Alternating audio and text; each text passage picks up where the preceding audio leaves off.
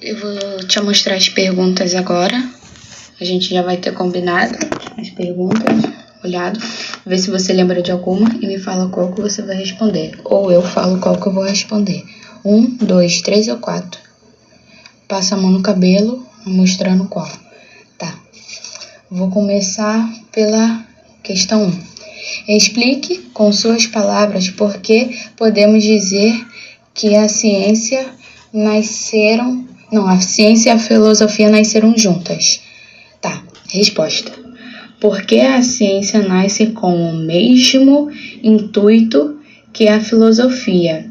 Vírgula. E por isso, bastante tempo, elas caminharam juntas, sendo identificadas com a mesma forma de conhecer. Tá, vou repetir a pergunta. Resposta. Por que a ciência nasce com o mesmo intuito que a filosofia e por bastante tempo elas caminharam juntas, sendo identificadas como a mesma forma de conhecer? Essa foi a resposta da 1. Escreve rápido, com lápis, tá bom? Tá, agora eu vou para 2. 2 não, vou por questão, não vou falar numeração, vou por questão.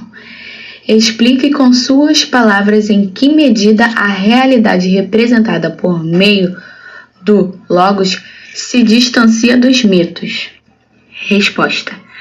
À medida que a realidade representa por logos se distancia dos mitos, é que os logotipos são baseados em fatos, evidências e argumentos racionais.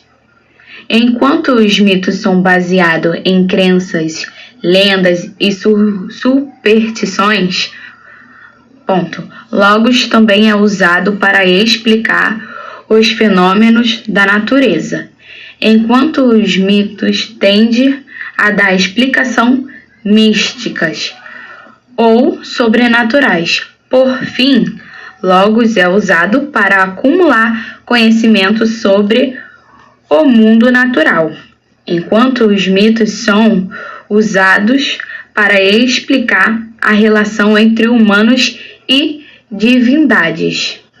Vou repetir a resposta. À medida que a realidade representa por logos se distancia dos mitos, é que os logotipos são baseados em fatos, evidências e argumentos racionais.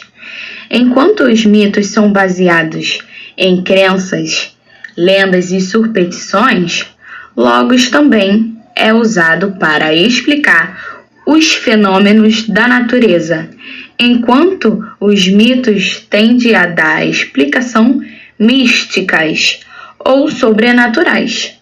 Por fim, logos é usado para acumular conhecimento sobre o mundo natural, enquanto os mitos são usados para explicar a relação entre humanos e divindades. Tá bom, vou agora para a próxima. Explique com suas palavras de que maneira o surgimento de uma realidade constituída por relações de causa e efeito entre fenômenos naturais se contrapõe à visão mítica do mundo. Resposta. O pensamento místico O pensamento místico consiste em uma forma pela qual um povo explica aspectos essenciais da realidade em que vive. A origem do mundo, o funcionamento da natureza e dos processos naturais e as origens deste povo. Vou repetir a resposta porque acho que ficou meio confuso. O pensamento mítico O pensamento mítico consiste em uma forma pela qual um povo explica aspectos essenciais da realidade em que vive. A origem do mundo, o funcionamento da natureza e dos processos naturais e as origens deste povo. Questão Então, tá. Agora vamos para a próxima pergunta. Explique com suas palavras em que medida a concepção do ser humano como um animal simbólico se contrapõe à concepção clássica do ser humano como um animal racional. Tá, vamos lá. Resposta. A concepção de animais simbólicos se dá pela nossa relação com o mundo, da qual não é totalmente pautada em uma lógica ou tem redação biológica,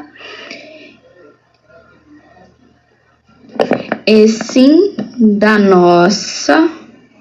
Me embolei aqui, vou ler de novo. A concepção de animais simbólicos se dá pela nossa relação com o mundo, da qual não é totalmente pautada em uma lógica ou tem redação biológica, e sim da nossa radiação. Atribuição de sentimentos e simbolismo a diversas questões diferentemente do conceito de animais racionais, onde o indivíduo é movido a uma coerência totalmente lógica no conceito de animais simbólicos. Existem outros elementos que nos orientam, como individualismo, a contraposição, individualismo, ponto.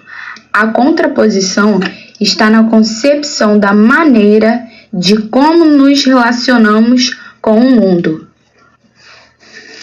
Ok. Agora a gente vai para 2. Não tem...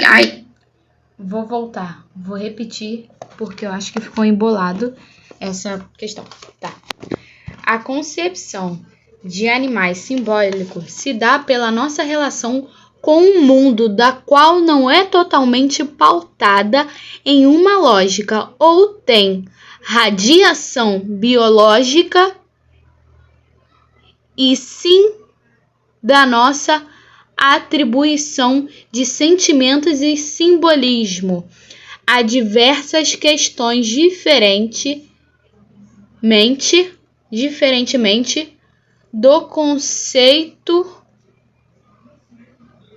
de animais racionais, onde o indivíduo é movido a uma coerência totalmente lógica no conceito de animais simbólicos. Existem outros elementos que nos orientam, como individualismo. A contraposição está na concepção da maneira de como nos relacionamos com o mundo. Próxima. Eu falo o número, mas não tem número, Rebeca. Tá. 1. Como vimos em sala de aula, a teoria da natureza de Anaximandro toma como princípio da realidade ou arqué o ilimitado apeiron, um princípio divino ordenador do movimento da natureza. Este caráter divino, o princípio de Anaximandro, pode ser identificado com o mesmo lugar dos deuses da visão mítica do mundo. Agora eu vou responder. O apeiron não pode ser identificado com o mesmo lugar dos deuses da visão mítica, pois o apeiron é a força que move a physis, natureza, abre parênteses, natureza. De acordo com as próprias leis da physis, ele não possui uma vontade própria, como a de um deus. Vou repetir a resposta. O apeiron não pode ser identificado com o mesmo lugar dos deuses, da visão mítica, pois o Apeirão é a força que move a physis da natureza.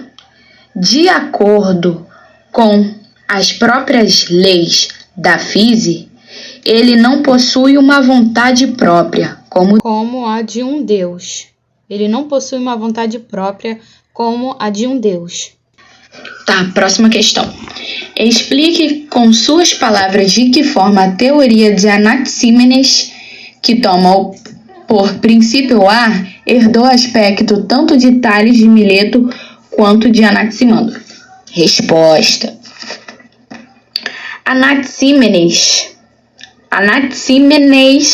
acreditava que o princípio da realidade era o ar, assim como Tales com H, tá, Rebeca? Acreditava que a água era o princípio de tudo. Porém, Anaxímenes acreditava que todos os outros elementos surgiam pela transformação do ar, assim como Anaximandro acreditava que o Apeirão transformava os materiais. Vou repetir.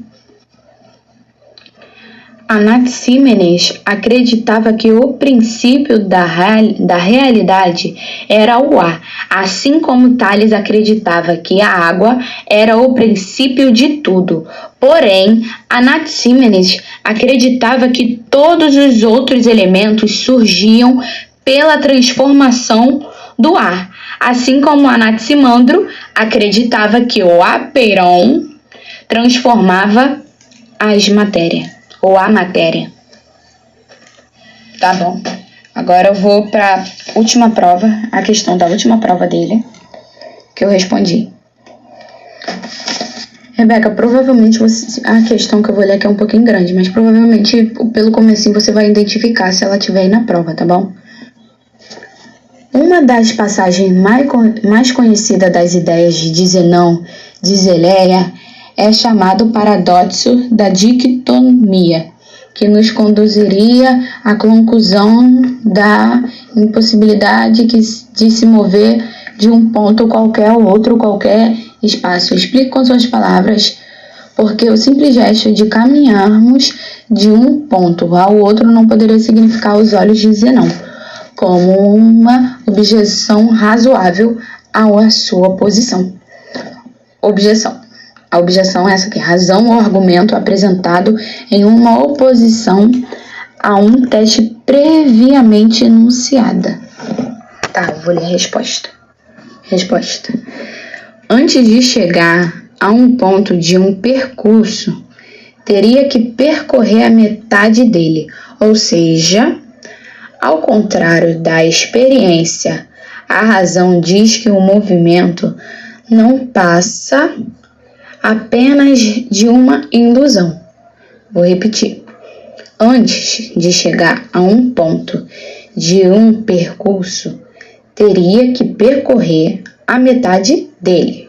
Ou seja, ao contrário da experiência, a razão diz que o movimento não passa apenas de uma ilusão. Agora, eu tenho duas respostas. Se a questão que eu li agora tiver na prova também, você pode responder essa que eu vou falar primeiro. É a mesma coisa, tá? Só que com coisas diferentes. Você responde essa primeira, tá bom? Tá fechado. Não é uma pergunta, é uma ordem. Me perdoa, mas é a mesma coisa. Tá bom? Tá. Vou explicar. Vou falar a questão. Explique com suas palavras em que medida o atomismo de Demócrito incorporou elementos tanto do mobilismo quanto do elatismo. Vou falar a resposta que você vai responder agora, tá? Se tiver na prova. O mobilismo definia que a relação do princípio era que a razão do princípio era um movimento que as coisas estariam em movimento constante, o que faz relação com o que Demócrito defendia que tudo era movimento de atração e repulsão de átomos. Tá, vou repetir. O mobilismo definia que a relação do princípio, a razão,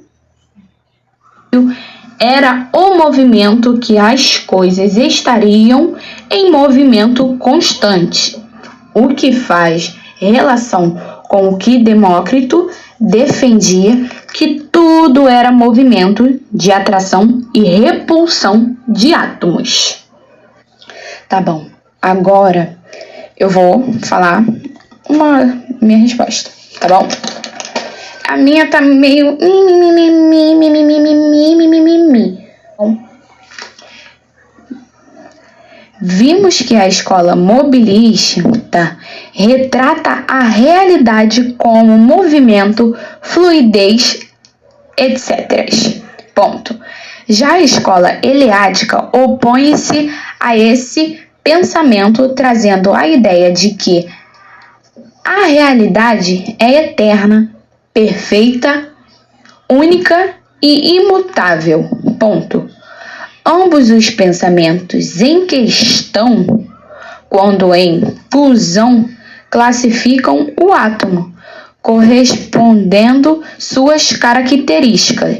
Pontinho, pontinho. O átomo é perfeito, eterno e único, porém encontra-se